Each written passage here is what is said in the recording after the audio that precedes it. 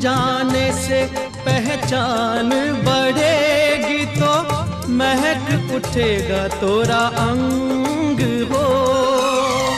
महक से तू कहीं बहक न जाना, महक से तू कहीं बहक न जाना, ना करना मोहे तंग हो।